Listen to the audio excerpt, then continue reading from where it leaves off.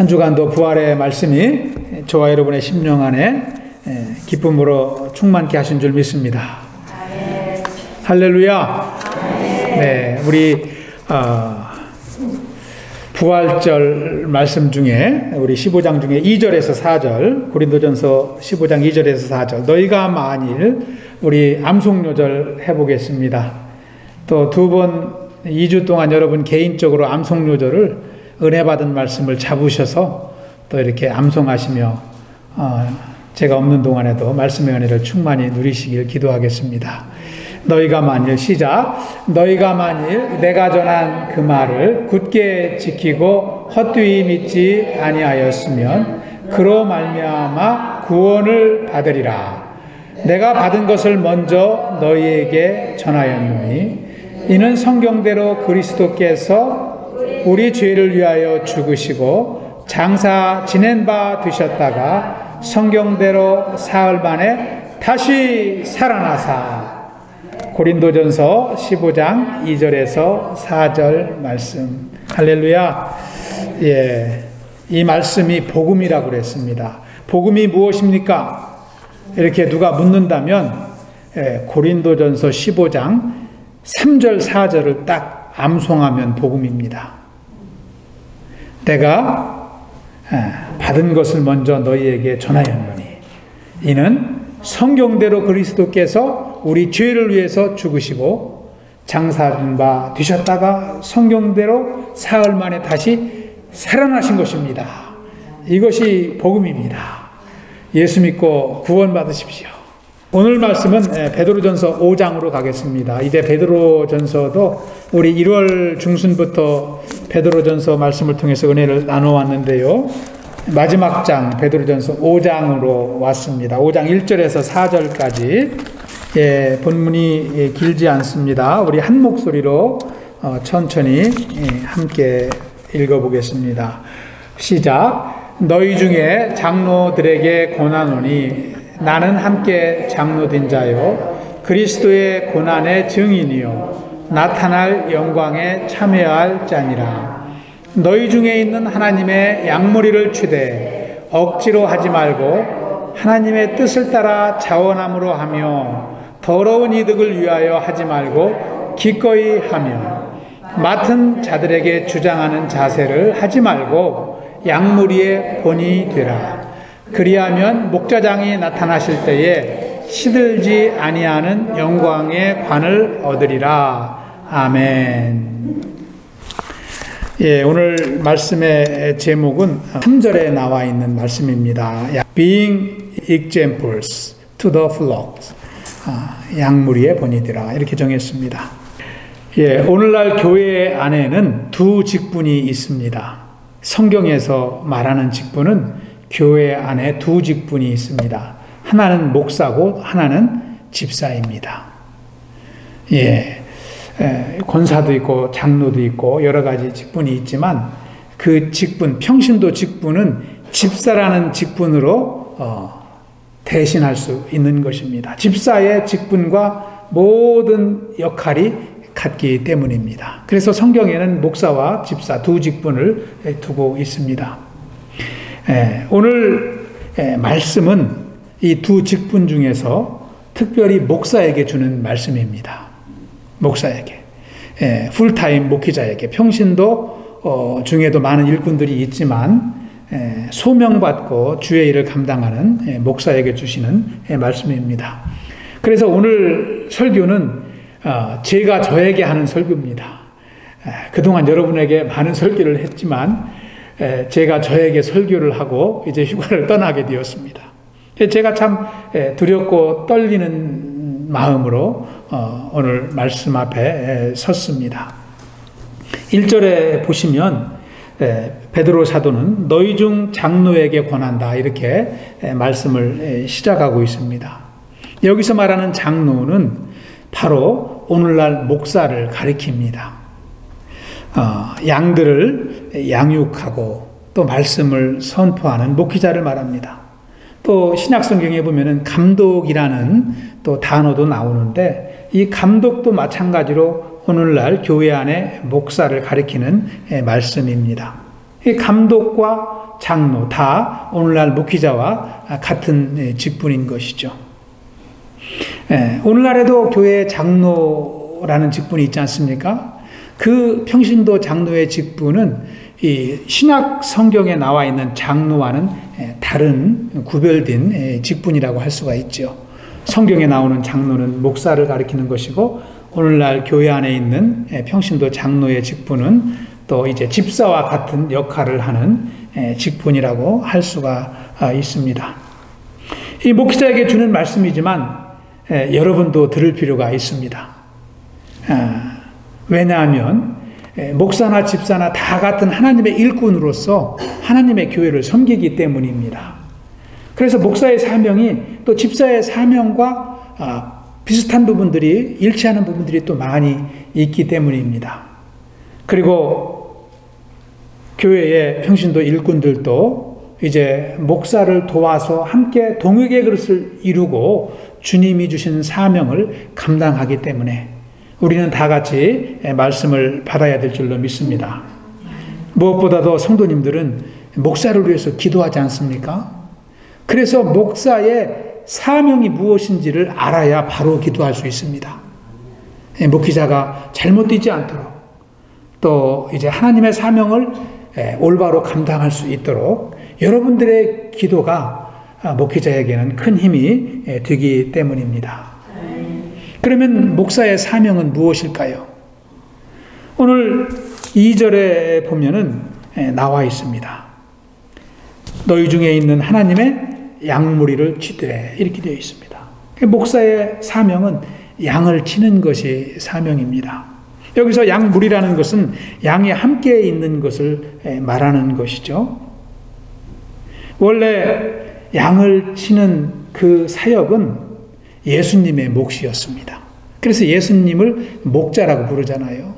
나는 선한 목자라. 예수님은 자신도 그렇게 가리키며 말씀하셨습니다. 그래서 예수님은 목자 중에서도 목자장이 되십니다.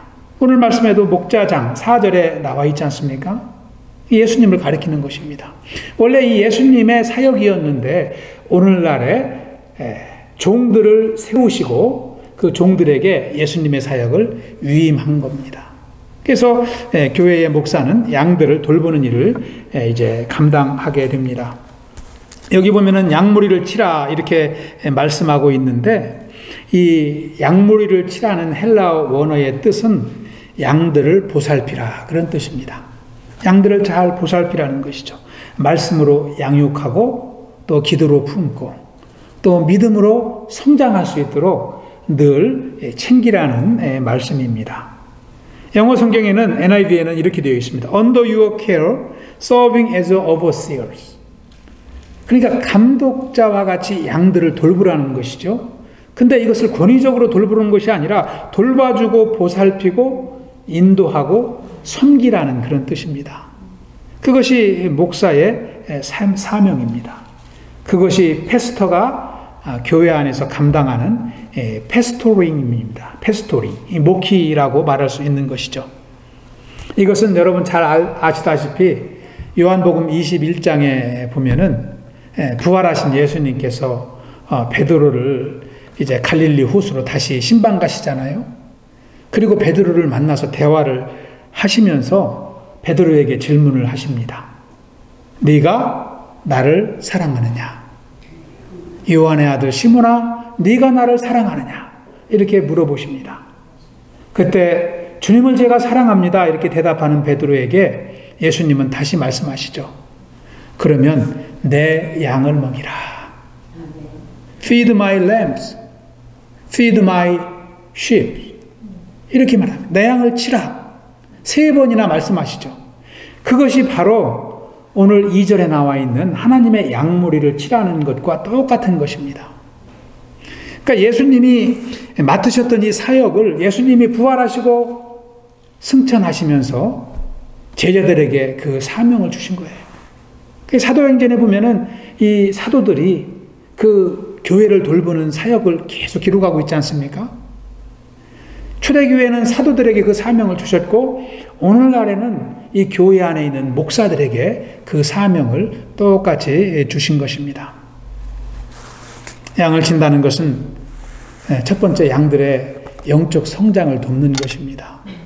양들을 위해서 기도하고 아까도 말씀드렸듯이 말씀으로 양육하고 그래서 양들이 하나님의 은혜를 누리도록 말씀을 통해서 구원의 확신을 얻도록 돕는 것이 목사의 사역입니다. 그리고 성도님들이 주님의 자녀로 세워지고 성령 안에서 영적으로 성장해 가면서 아주 든든한 일꾼으로 세워지고 나중에는 그 성도님들이 또 다른 영혼들을 세울 수 있는 그런 제자로 일꾼으로 세우는 것이 주의 종의 사역입니다. 그런데 오늘날 보면은 주의 종으로 세움을 받았지만 그 주된 사역을 망각하고 참 이 공적을 쌓는 주의 종들이 많이 있어요. 교회를 수적으로 키우는 일에 참 이 힘을 쏟습니다. 그리고 어떤 분들은 자기의 이름을 아주 명예롭게 남겨두고 은퇴하려고 힘쓰는 분들도 참 너무나 많습니다. 이것이 교회의 오늘날 현실이기도 합니다. 그래서 성도님들의 기도가 필요한 것입니다. 제가 삐뚤어 나가지 않는 것은 여러분의 기도의 덕분인 줄 믿습니다. 또 앞으로 삐뚤어 나가지 않도록 여러분들이 기도하시고 중보하여 주시길 제가 간곡히 당부를 드립니다. 그러면 목사는 성도를 어떻게 인도해야 될까요? 오늘 2절 말씀해 보면은 또 3절에 보면은 2, 3절에 보면은 세 가지로 아주 간단하게 요약을 하고 있습니다. 먼저 2절 말씀을 함께 한번 읽어보겠습니다.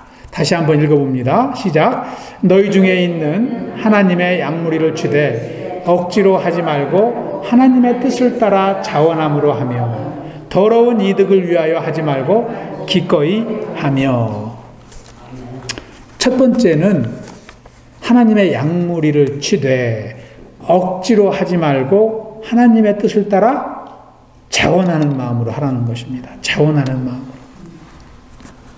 하나님이 맡겨주신 양무리를 돌볼 때 억지로 하지 말라는 것은 누가 시켜서 하지 말라는 거예요. 하나님의 뜻에 순종하는 마음으로 해야지 다른 뜻의 목적을 두고 교회 사역을 감당하면 안 된다는 것이죠. 여기서 자원한다는 것은 하나님께 순종한다는 것을 말합니다. 제가 직장을 사직하고 신학교에 들어갔어요. 신학교에 가보니까 저보다 나이가 많은 분보다는 나이가 적은 학생들이 많지요. 네, 거의 80%는 저보다 어린 학생들입니다. 제가 직장 생활을 좀 하다가 갔으니까요. 근데 저보다도 연배 되시는 분들도 많이 오셨어요.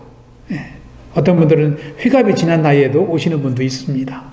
모든 거 다 리타이어 하시고 이제 종의 길을 걷겠다고 오시는 분도 있습니다.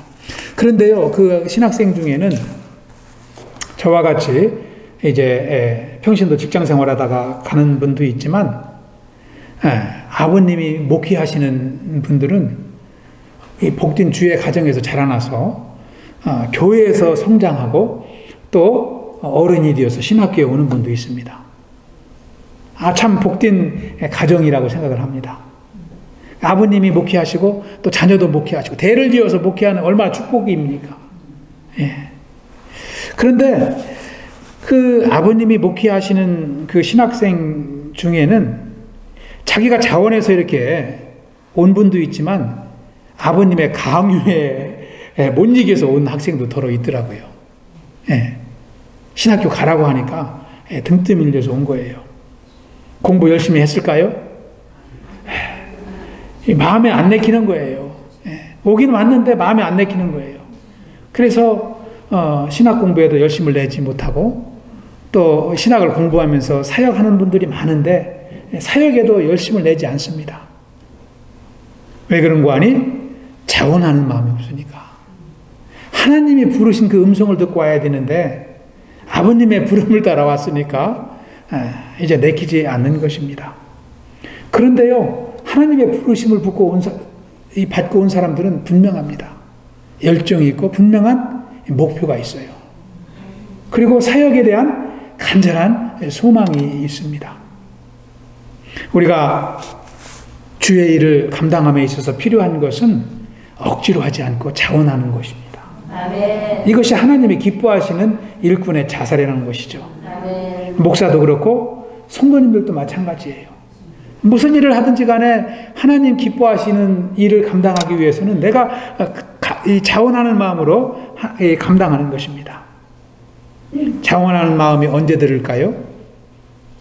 하나님의 은혜를 덧입어야 돼요. 하나님의 은혜를 덧입으면 하나님께 감사한 마음이 들고 하나님을 섬기고 싶은 마음이 들어요. 다시 말씀을 드리면 부활하신 주님을 경험해야 되는 거예요. 부활하신 주님을 경험하고 구원의 확신 가운데 살 때에 내 마음에 생명의 기쁨이 샘솟을 때에 주님을 위해서 무엇에도 섬기고 싶은 마음이 드는 것이죠. 그게 자원하는 마음으로 섬기는 것입니다. 이 목회자가 성도들을 양육하고 말씀을 가르칠 때에 그런 마음으로 하라는 거예요. 나 자신을 구원하신 하나님의 은혜를 기억하고 죄악 가운데 방황하던 인생을 주님의 자녀로 세워주시고 또 일꾼으로 세워주신 그 은혜에 감격하여서 성도님들을 돌볼 때 진정한 마음으로 돌보게 되고 진짜 말씀 한 자라도 더 성도님들을 위해서 가르치고 싶고 그런 마음이 드는 줄 믿습니다. 사도 바울은 우리 지난주 나왔던 고린도전서 15장 10절 말씀에 이렇게 고백합니다. 내가 모든 사도보다 더 많이 수고하였으나 내가 한 것이 아니요 오직 나와 함께 하신 하나님의 은혜로다. 아멘. 저와 여러분이 이 마음으로 주님을 섬길 때 하나님은 우리가 어떤 일을 하든 기뻐하실 것입니다. 더 못 섬겨서 참 이제 아쉬운 마음으로 주님을 섬기는 것입니다. 그러나 반대로 내 이름을 위해서 내 이름을 내려고 하고 참 이제 내 공적을 쌓으려고 섬기면 하나님이 받지도 않고 은혜도 없습니다. 그렇게 평생 목회한들 그것이 하나님 앞에 무슨 상급이 되겠습니까? 저를 비롯해서 우리 교회가 오직 하나님께만 영광 돌리는 교회가 되길 축원합니다. 두 번째 주의 종은 더러운 이득을 위해서 하지 말고 기꺼이 섬기라는 것입니다. Not greedy for money, but eager to serve. 돈에 욕심내지 말고 섬기는 데 열정을 가지라는 거예요.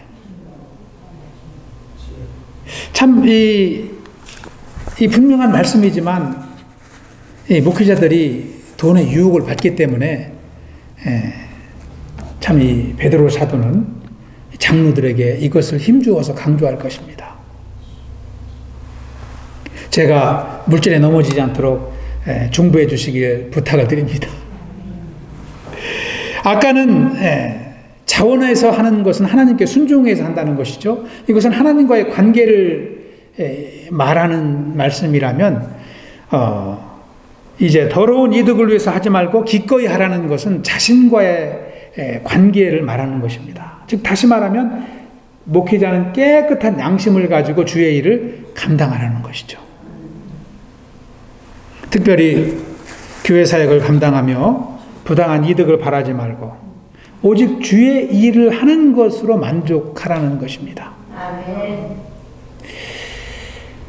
돈 욕심을 버리고 하나님의 일에 목적을 두는 것이 주의 종의 역할이라고 베드로 사도는 강조하고 있습니다.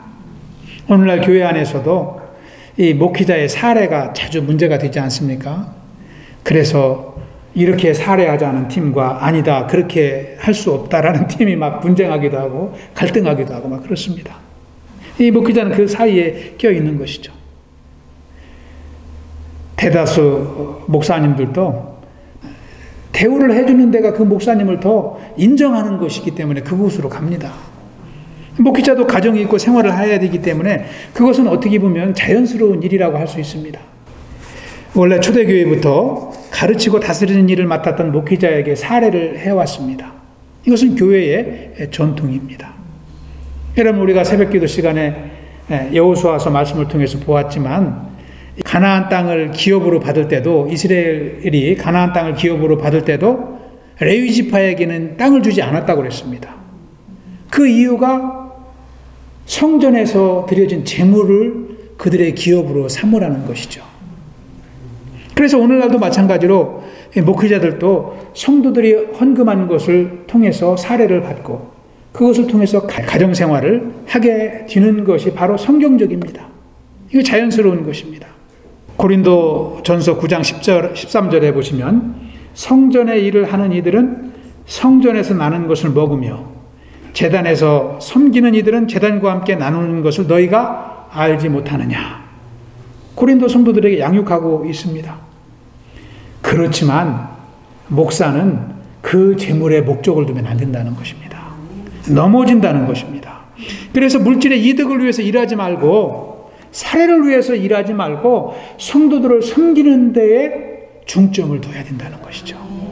그것이 주된 사역이라는 것입니다. 그래서 목회자는 적든 많든 주는 대로 만족해야 돼요. 요구하는 마음이 있으면 넘어지는 것입니다. 에스겔서 34장에 보시면 1절에서 10절에 보시면 하나님께서 양들을 돌보지 않고 자기 배만 채우는 이스라엘의 목자들을 책망하는 말씀이 나옵니다. 이와 같이 하나님의 종은 세상의 명예심과 물질의 욕심을 버려야 됩니다. 이 목회자가 물질로 넘어진다는 것은 이 성도들에게도 책임이 있어요. 목회자를 위해서 기도하지 않았다는 것이죠. 목회자의 가정을 돌보지 않았다는 것입니다. 그래서 교회에 분열이 오고 하나님 사역에 지장을 초래하게 되는 것입니다. 목회자가 양들에게만 관심을 갖고 또 제가 또 이제 물질에 넘어지지 않는 그러한 일꾼이 되도록 기도해 주시길 당부를 드립니다. 물질이 없어도 교회가 힘이 들지만 또 너무 많아도 그 물질을 제대로 관리 못하면 교회가 넘어집니다. 그런 교회 많이 있습니다. 교회에 물질이 많든 적든 이제 그것이 물질이 문제가 되면 교회는 분열하고 사역에 어려움이 온다는 것입니다. 그래서 성도님들보다도 목회자가 솔선수범하는 것이 참 중요하다고 믿습니다. 제가 참 어려운 자리에서 어려운 사역을 감당하는 것입니다. 이 목회자가 물질의 욕심을 버리고 참 이 주님의 일에 전념할 때에 성도들이 따라오기 때문입니다. 저는 목회하면서 참 물질의 어려움을 많이 경험했습니다. 물질이 부족하면 마음부터 어려워지잖아요. 불편해지잖아요. 그래서 저는 이 물질로 이제 이민 목회 가운데 많은 어려움을 겪으면서 저는 그때마다 저는 이렇게 감사로 바꾸려고 노력을 합니다. 불편한 마음을 감사로 바꾸려고 노력을 해요. 너무 풍족하게 사는 것이 습관화가 되면은 풍족하게 살던 사람들은 어려움이 오면은 더 고생을 합니다. 어려서부터 고생을 경험한 사람들은 덜 고생하는데 어려서부터 부유하게 사는 사람들은 가난을 못 이기거든요. 그래서 저도 어려워도 지금이 은퇴할 때보다 낫지 않겠나 그런 마음을 자꾸 가져요. 저는 그 노후를 많이 쌓아놓지 않았습니다. 별로 쌓아놓은 게 없어가지고 저는 하나님만 바라보며 살아야 돼요. 그래서 은퇴하면 더 경제적인 어려움이 올 텐데 지금이 나은데 지금도 어려움을 느끼면 그때는 어떻게 살겠나. 더 아껴 쓰자. 또 이러한 물질적 어려움을 믿음으로 이겨보자. 그런 마음이 들면은 은퇴도 대비가 되는 것 같고 또 이 불편한 마음이 사라지고 감사한 마음으로 바뀌는 것을 종종 체험합니다. 이 참 좋은 습관이라고 생각을 해요. 살면서 우리가 느끼지만 우리 심령의 은혜와 기쁨을 돈이 줍니까? 하나님이 주십니까? 물질이 주는 것 같지만 우리 삶의 은혜는 하나님이 주십니다. 하나님을 의지하고 나아가면은 우리가 이 땅에 생명을 누리는 동안 하나님이 함께 하십니다. 그것을 믿고 의지하는 것이 성도인 줄 믿습니다. 하물며 주의 종은 말할 것도 없지요. 우리는 이 땅을 살아가는 동안, 그래서 오늘 말씀해 보면 더러운 이득이라고 이렇게 나옵니다. 물질을 더러운 이득이라고. 이 돈에 욕심을 부리는 것을 이렇게 성경은 기록을 하고 있습니다. 우리 성도님들이 또 우리 온 교회가 저를 비롯해서 하나님이 주시는 대로 만족하며 사는 교회 되시길 축원합니다. 마지막으로 주의 종은 주장하는 마음으로 하지 말고 양무리에 본인이 드는 심정으로 사역을 감당하라고 권면합니다. 오늘 말씀의 제목이죠. Being examples to the flocks. 참 이 말씀을 대할 때마다 제 마음이 무겁습니다. 제 삶이 우리 성도님들에게 큰 본이 되지 못하기 때문에, 성도님들을 이게 말씀으로 가르쳐서 이렇게 양육하는 것이 아니라 삶의 본으로 가르쳐야 되니까 얼마나 이 자리가 힘든 자리입니까? 권위를 가지고 군림하는 자세로 목회하는 분들도 많이 있습니다. 그런데 그것은 하나님의 뜻이 아니라는 거죠. 어떤 목사님들은요, 어떤 교회 조직은 군대 같아요.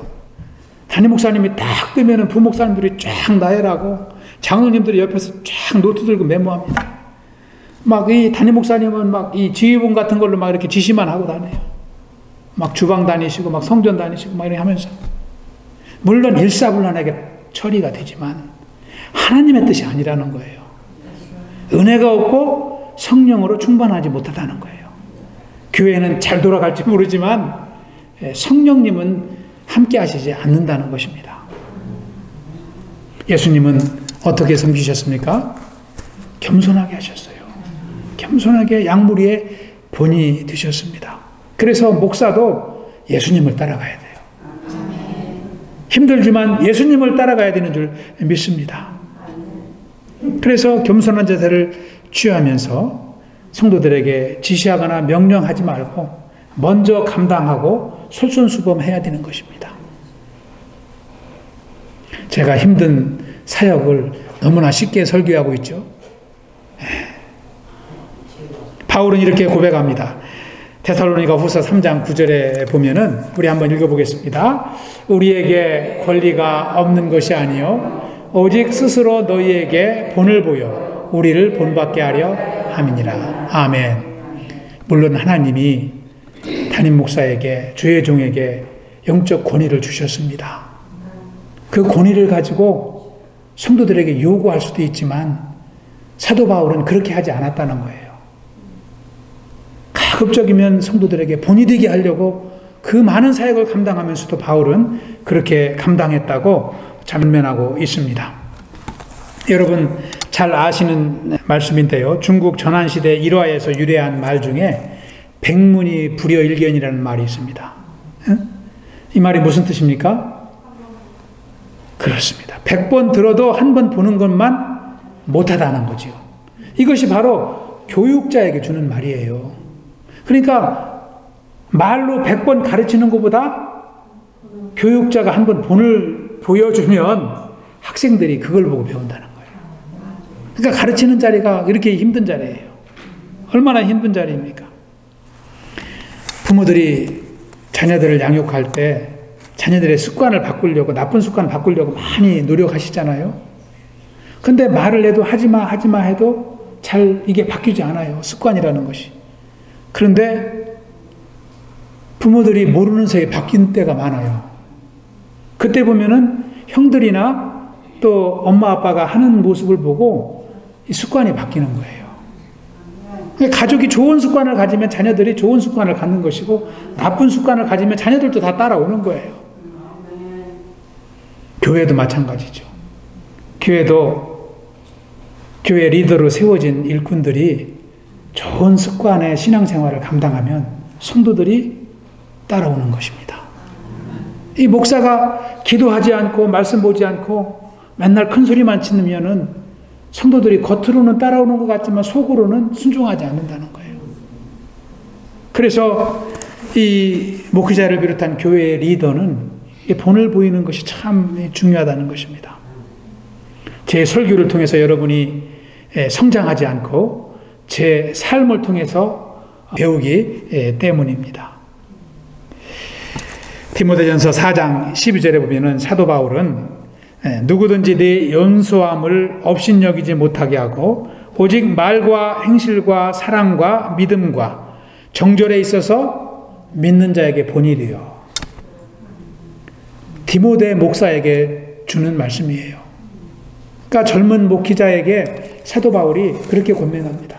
네가 목회를 하면서 성도들이 너의 삶을 통해서 배울 수 있도록 하라. 이렇게 권면하고 있습니다. 제가 참 목회를 감당하면서 본이 되는 목회자가 되도록 기도해 주시길 기도합니다.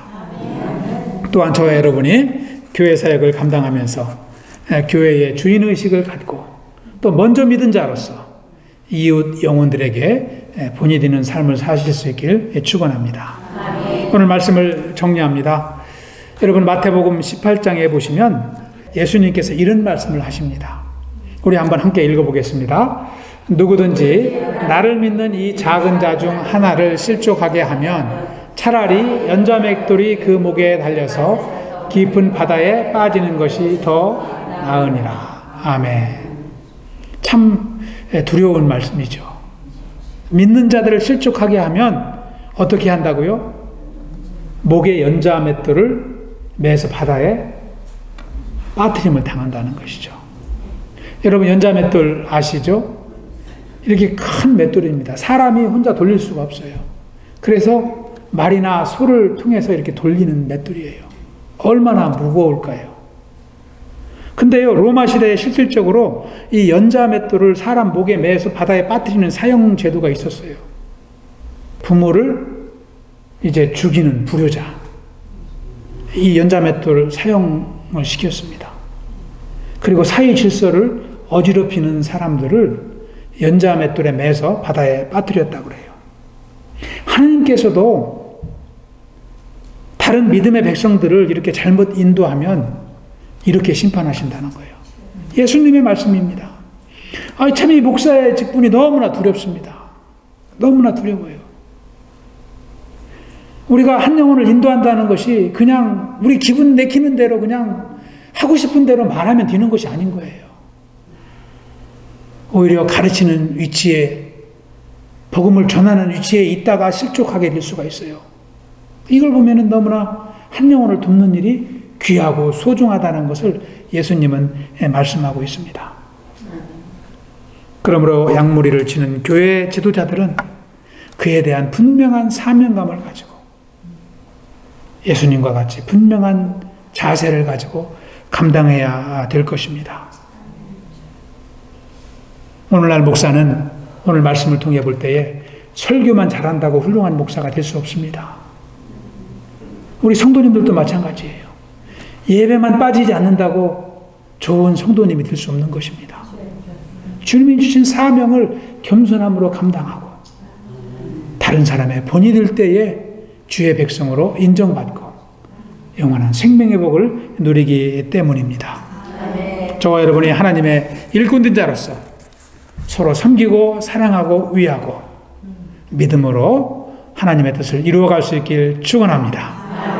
그래서 하나님께서 세워주신 이 교회를 더 부흥시키고 또 이웃의 영혼들을 주님께로 인도하며 세상 끝까지 생명의 열매 맺는 귀한 사역 가운데 쓰여질 수 있길 축원합니다.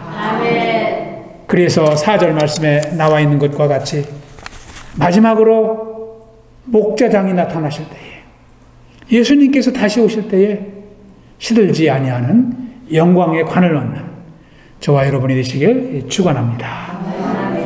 할렐루야. 기도하겠습니다.